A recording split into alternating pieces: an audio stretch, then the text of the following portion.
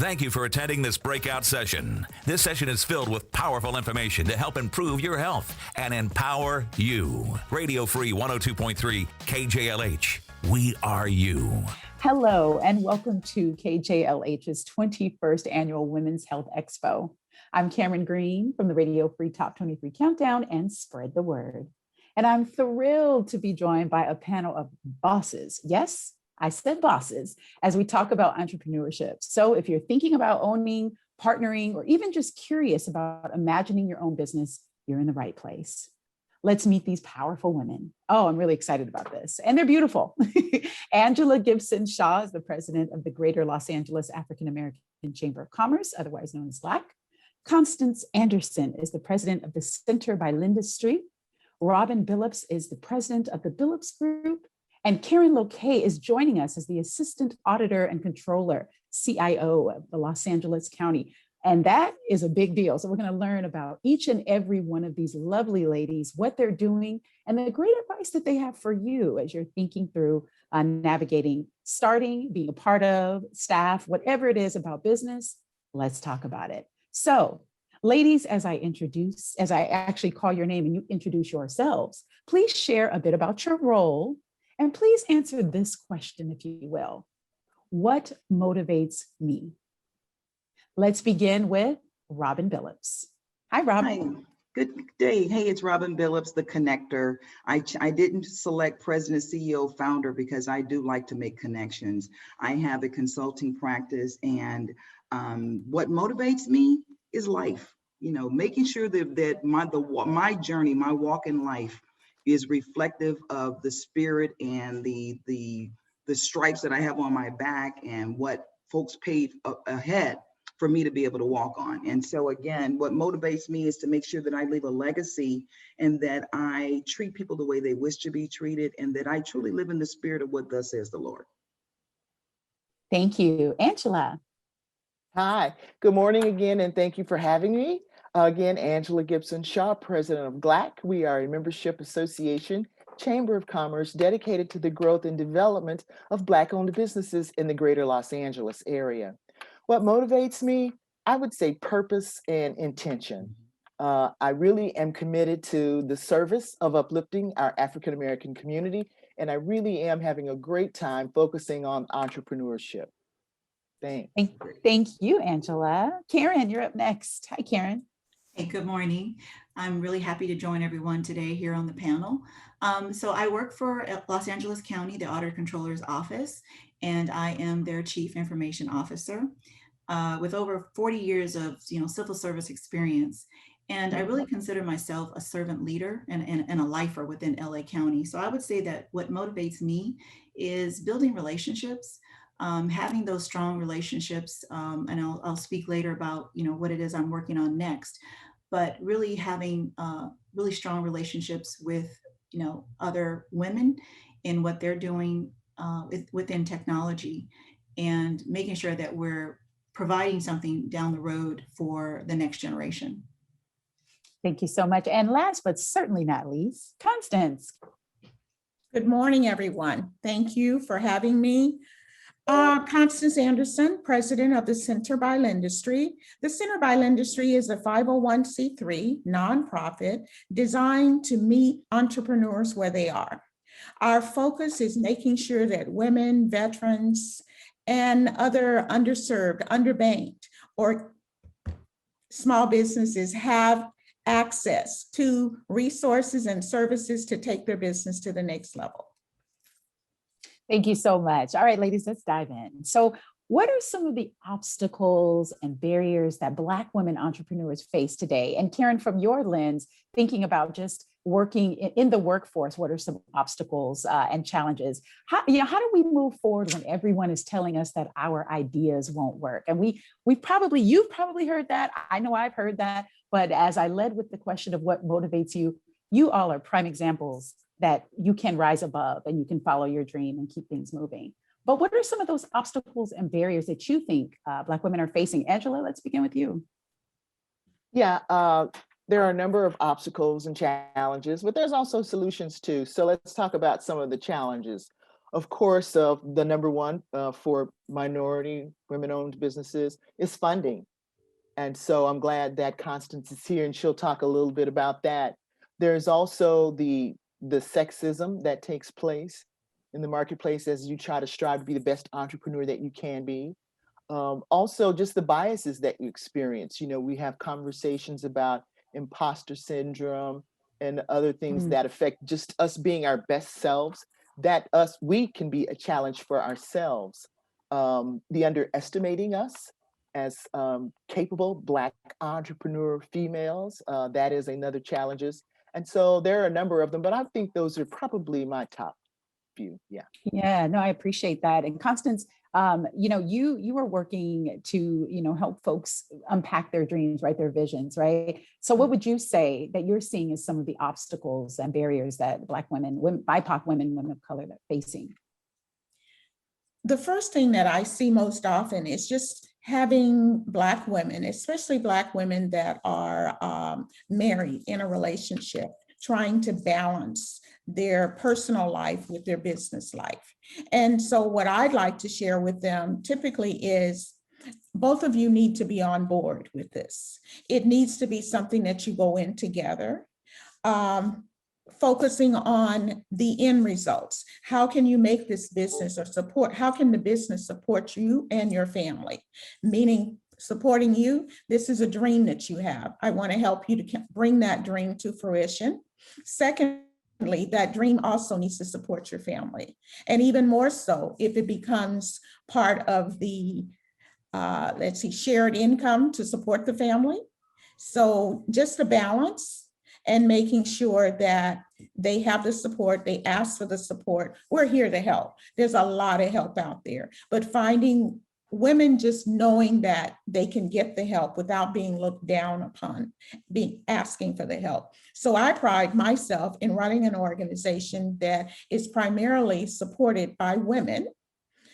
Women lead the organization.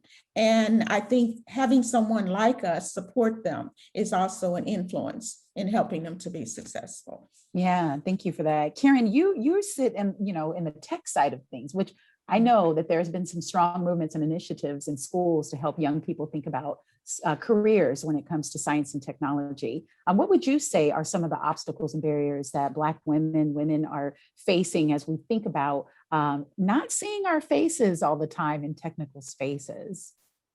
Yeah, I would say that I think there is, there's fear, right? And I think we need to recognize the fear of the unknown when it comes to technology, that, everything that we do today, we're in a technology age.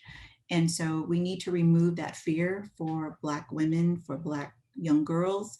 Again, one of the things that we're starting within LA County is a Women in Technology movement, is what I call it, to empower women to achieve their possibilities in technology and leadership and economic prosperity. So that is, again, why we are partnering with Delete the Divide to show that we want to build a one-stop shop for our inner city, for the underserved populations, to let them know that, we're working with the youth from ages 12 to 24 to show them that there are possibilities for them for the future. Having technology, and again, technology has a breadth of disciplines, right? From cybersecurity to programming, a lot of different things in that field.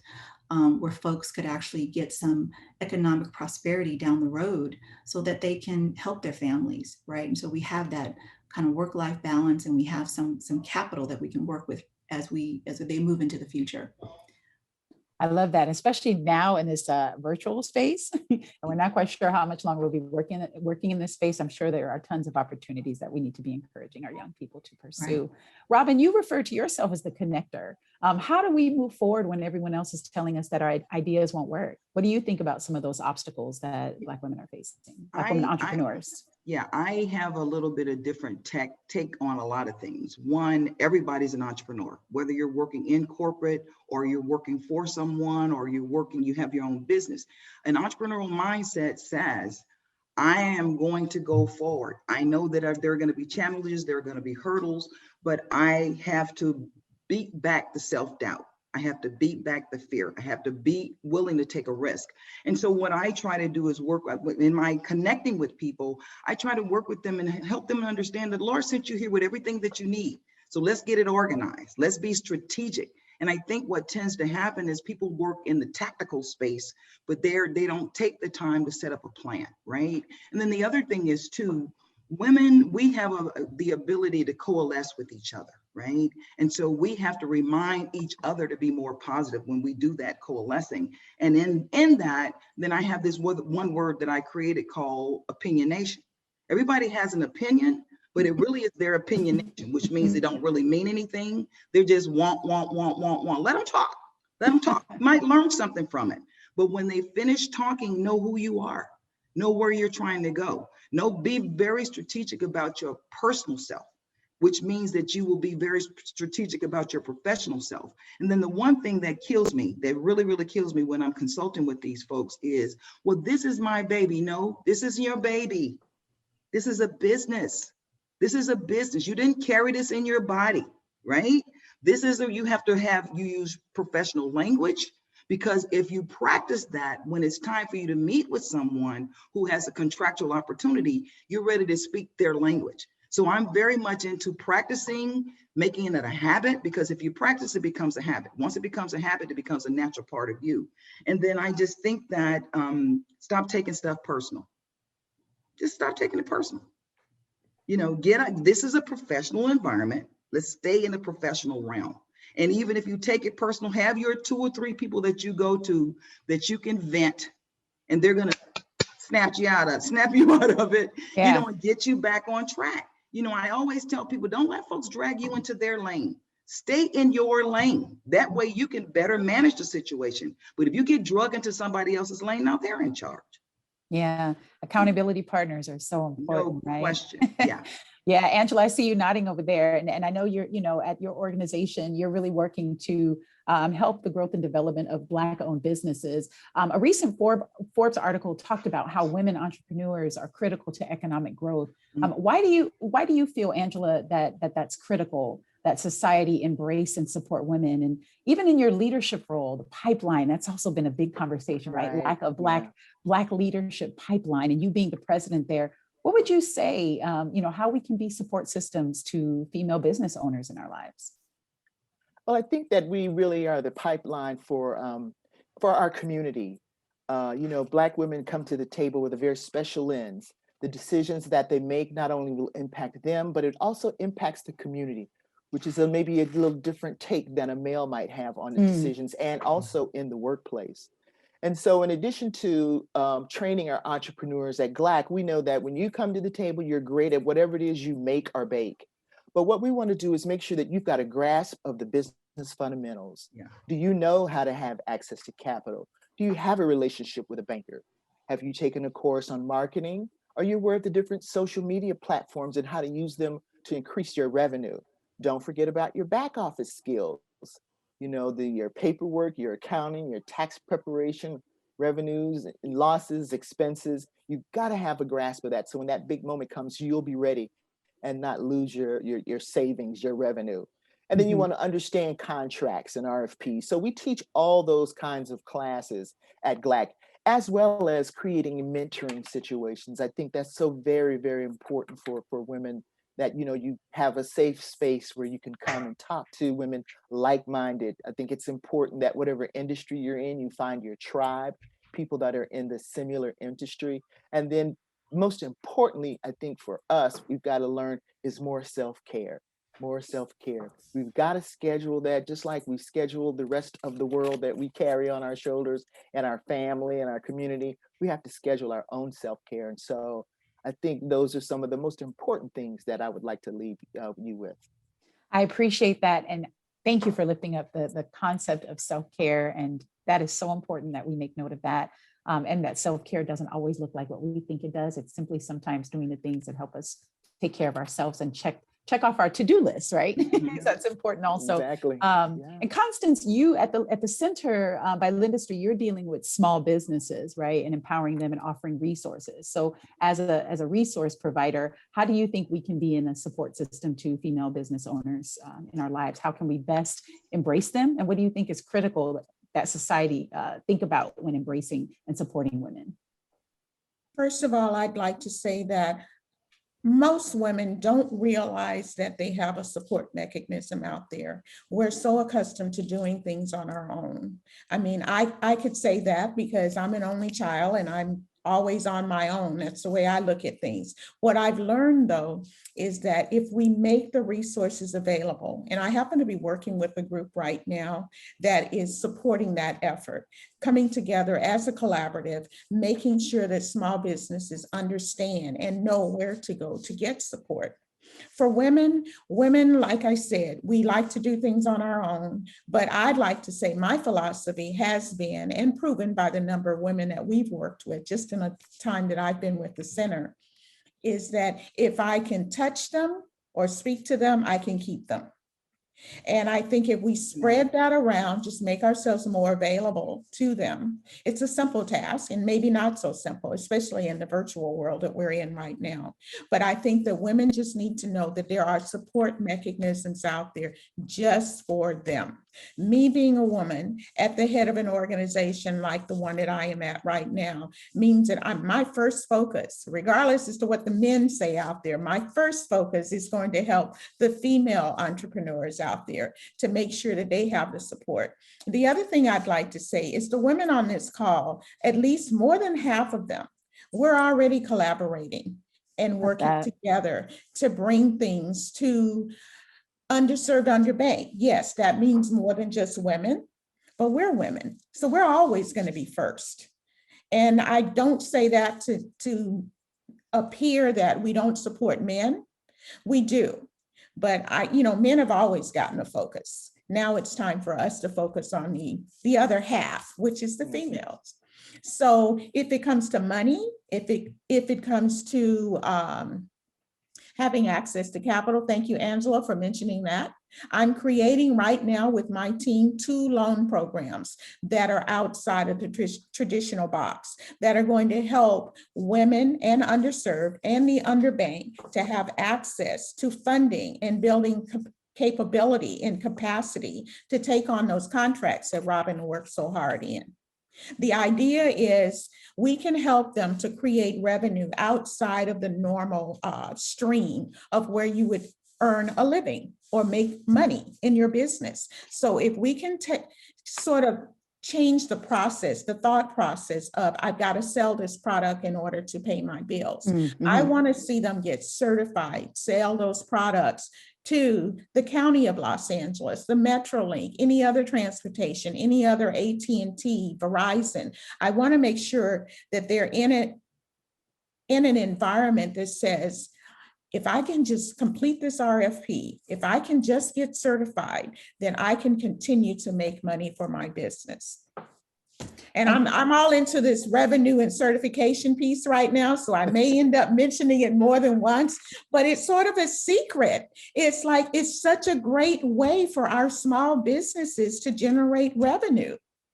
So that's my piece. Thank you. You're welcome. Can you just define what RFP is for our audience, just for those who are not familiar with the terminology? Request for proposal. So first comes applying for a certification.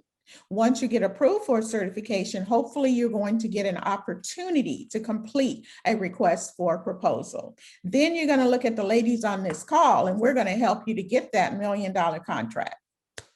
Thank you so much. I appreciate that. Karen, when we're thinking about different careers and opportunities, right? Because I love what Robin said, we are all entrepreneurs in our own right. And you as the Chief Information Officer for Los Angeles County, I'm sure you have your hands full, especially right now. What are some things that we should be thinking about women who are interested in the tech, in the tech pipeline, the tech sector? How did you come into your role? And what are some ways that we can help empower women who are thinking about this as a career of interest? So, I say that I did it the hard way. Most people go to college and get out of college and like, boom, I got my career. I took a slower path and had to go to school at night again, because very much about what we're talking about today, right? Being able to empower women along the journey. And I think that that's really why I came up, wanted to envision this idea around women in tech, is that when I was a 17, 21-year-old, there were no women there for me, leading and guiding me. And so one of the things that I wanted to do was to change that approach and say, we are very capable in the technology field to do anything that we set our mind to with the proper training.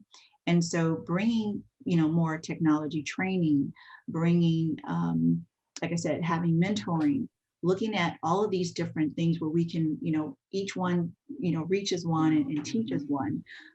With that approach, we can bring the ladies up, right? And I think Constance just mentioned it, that, we've been working in technology, and that's a very male-dominated field.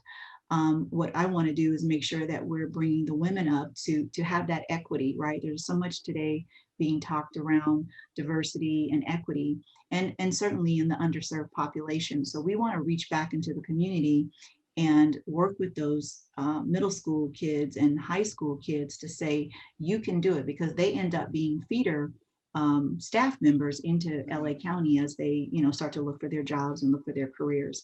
And we have a plethora of different avenues that folks can go down once they're trained up. We're also, like I said, working with the Delete the Divide, and they are actually giving certifications. I think we just talked about that a little bit, but they're doing technical certifications. They're trying to make sure that we have, internet capabilities in the underserved populations around all of LA County, to make sure that, these children and these young adults just have a better pathway, right, for their future.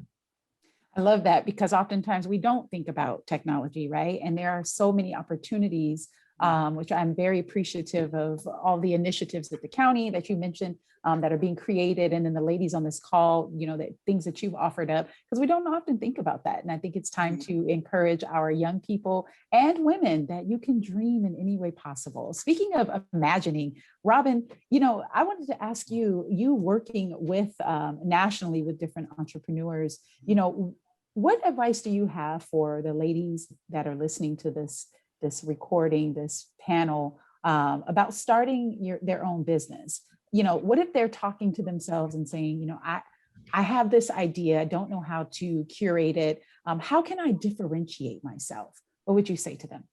That is so very critical, Cameron, to be able to differentiate yourself. And really what it is, as Angela said early on, finding your purpose. When you get to that place where you've actually found your purpose, you really can move into an entrepreneurial mindset, because now you're doing something that you have a passion for. It may be a natural anointing that you received, that type of thing. So I always say, please ensure the fact that you're doing something that you like to do. Even if you're working for someone or you're working somewhere that you're happy, because if you're happy, you're going to perform at your highest. You're going to attain all of this marketable skills that you need.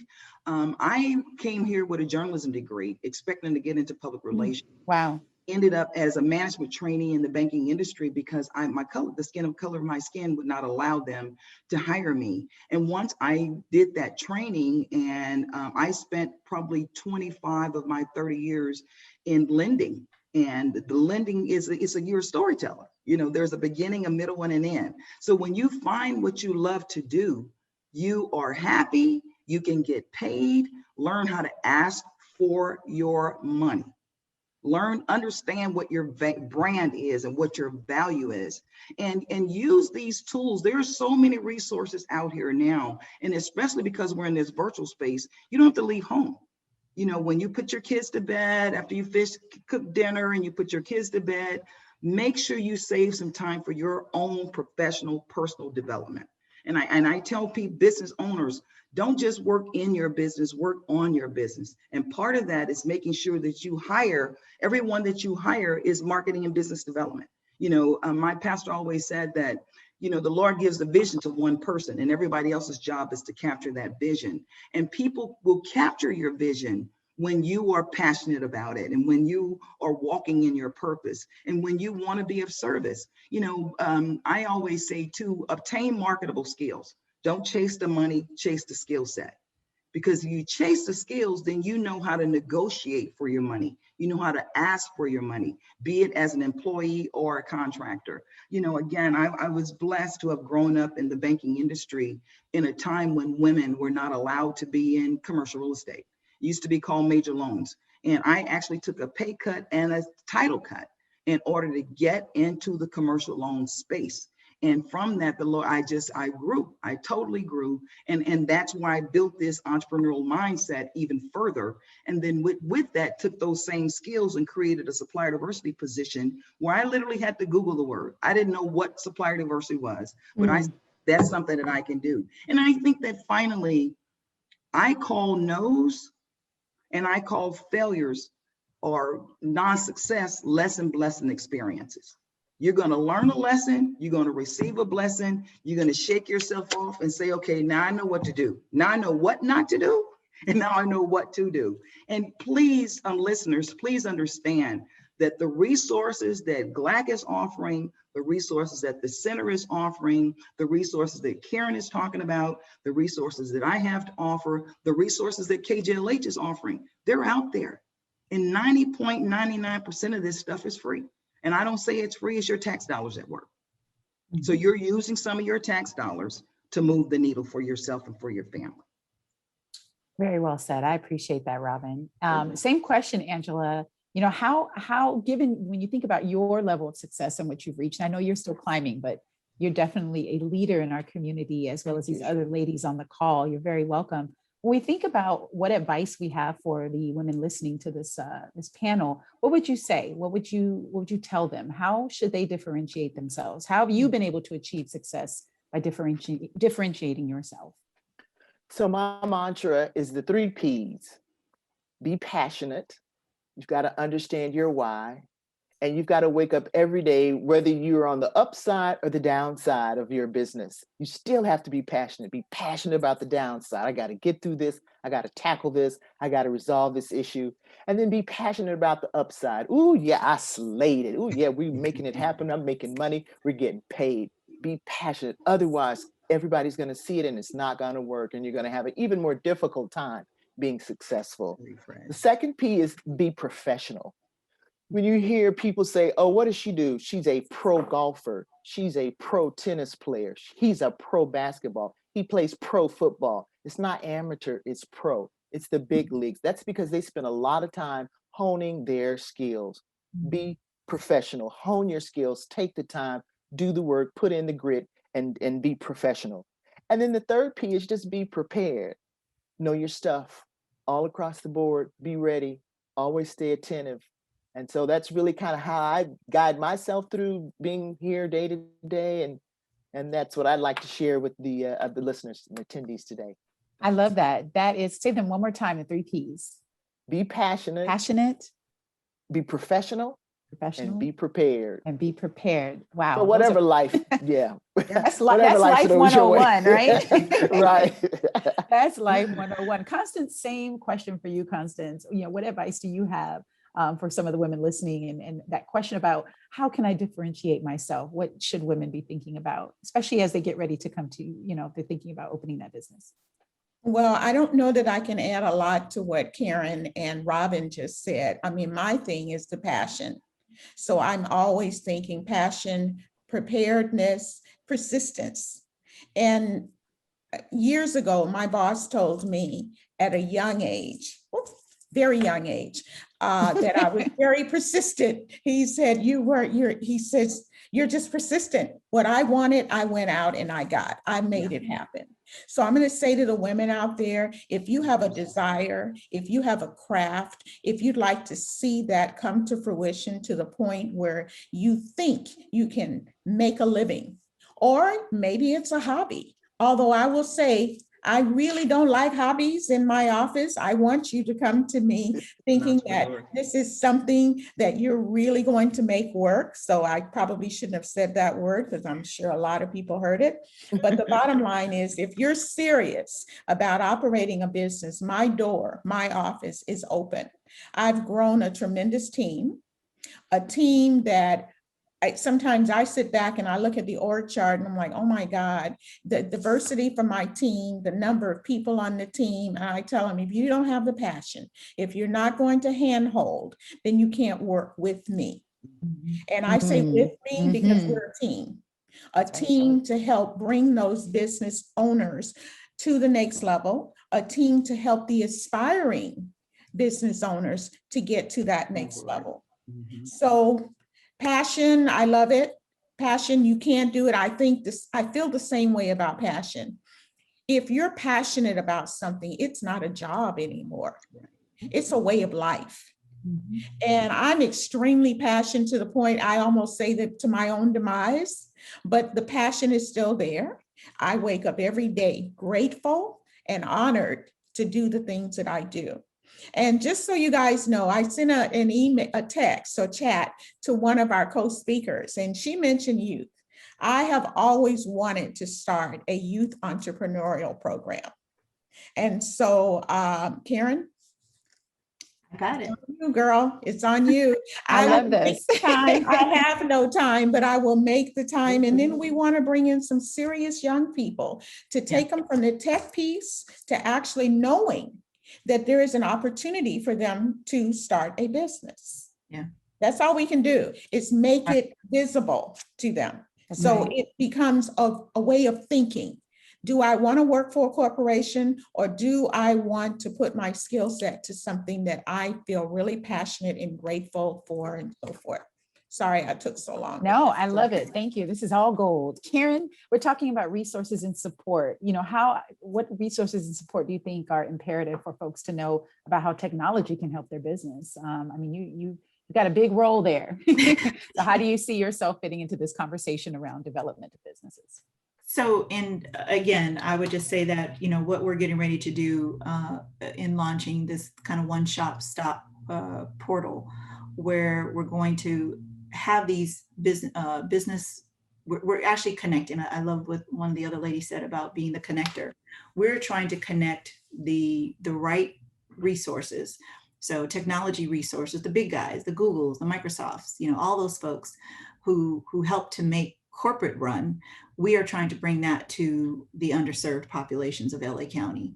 And I think it's going to be more imperative, you know, we're going to have to work at it, but the opportunity is there. They have training academies, they have summer academies, they have all these different, you know, workshops and things. We just need to pull the right people together and get them to our communities where our folks can thrive. I did want to just say one thing, if you don't mind, Karen, when we're talking about, you know, passion, I certainly echo what was already stated, but I would add one more P in perseverance. That for me, it's really about perseverance. Like I said, I've been in this technology realm and working in my craft for a long time.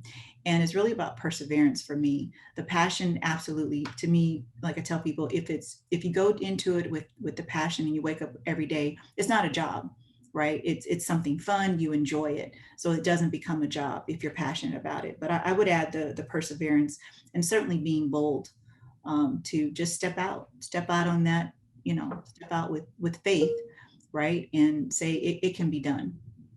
I love that. Some of the things. Absolutely. And what I also love that's happening organically on this panel is that connections are being made. I mean, there's so many great things happening right here. And I'm pleased that our listeners can see this exactly. So many synergies. I want to thank each of you for joining us today. I appreciate you. My final question to you as we land the plane, we talked about a lot of things, and you all have been so brilliant in your articulation about what it takes to start the business, but also what are some of the necessary things that we need to think about as individuals. But as we think about the 21st century, right, the world is changing. We are evolving. I don't think we could have ever imagined, right? Even though there are obstacles and barriers, there are also opportunities and solutions. And I don't think that we could have ever imagined sitting right here. I know our ancestors could not have imagined the power and leadership positions. You all are the examples and the dreams of our ancestors. And so as we think about the future, my final question to you is, what inspires you? What gets you excited about the future of business for women? What gets you excited? What inspires you as we think about the future of business, the possibilities for women? Robin, we're going to begin with you. What inspires me is resilience. I think that, I've often said that Black females are the moral compass of the world. And we were put here for a reason, a season, and a purpose. And in doing that, we have to inspire. We inspire and aspire. And so what excites me is these next generations, because they've been in this technology space, because they started out with technology, we're all having to catch up. But these young people, this is what they've grown into. And then they have the ability to help us morph that into something. So what inspires me, what do I get excited about? Our next generation. I love where we're going. This disruption really forced everybody to kind of take a step back so that we can take a step forward. One of the first sermons that I heard over 40 something years ago when I moved here from St. Louis was, sometimes you have a setback for a setup for a comeback. And that's where we are right now. We've had a setback for the setup for us to come back. And when we come back, Black women, ooh-wee, ooh-wee. That's all I got to say. Thank you, Robin. Angela. Yeah, that's great, Robin. Thanks. I think you're right. You hit it on the head. For me, the future is after this double pandemic, the health pandemic, and then with the civil unrest. I think we're really peeling back the layers and beginning to address racism, sexism, and a number of isms. We're identifying biases, and we're identifying things that have traditionally held communities and entrepreneurs back. And so as we really get together and address those issues, I think on the other side of this is just going to be limitless possibility, limitless innovation, limitless creativity, because shackles have been broken.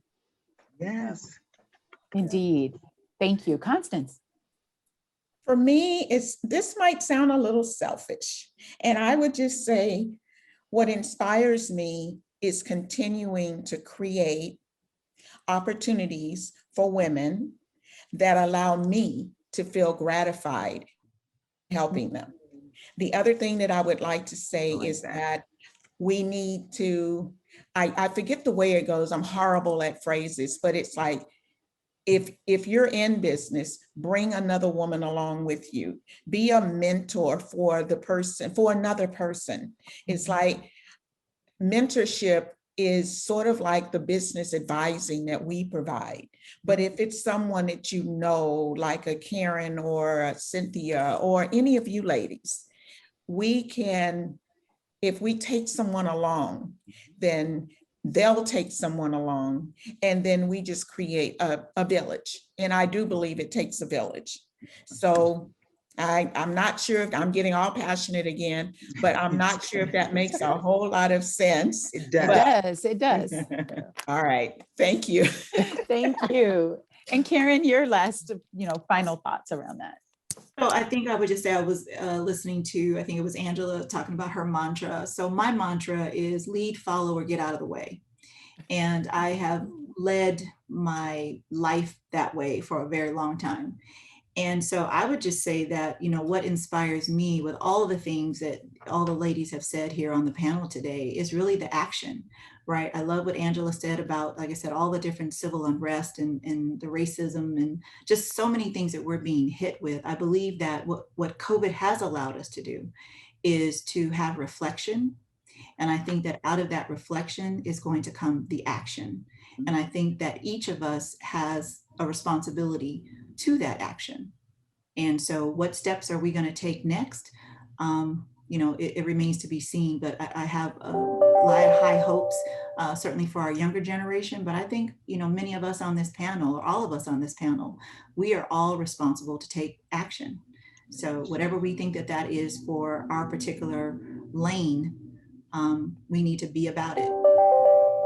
I love that. Well, ladies, I want to appreciate you and show gratitude to you. Angela, Constance, Robin, Karen, it has just been amazing to be in conversation with you. You all have inspired me personally, and I know that each and every person that is watching this is inspired to dream and to imagine as well. So on behalf of 102.3 Radio Free KJLH, thank you for just imparting us with your wisdom, your brilliance, and thank you for your leadership. My thoughts my head is spinning because I'm just really full with everything that you've offered up. And I was taking copious notes over here as you were all talking. And so please continue to be leaders and do the great work that you are doing individually in the community, and the ways that we think about ourselves and our goals and our dreams. I hope that you will continue to be mentors. Each reach one, teach one. Let's continue to dream together. Thank you again for joining us for KJLH's 21st Annual Women's Health Expo as we talk to these bosses in their own right. The Radio Free 102.3 KJLH 21st Annual Women's Health Expo, brought to you virtually by the City of Long Beach and Fresno County Black Infant Health Program.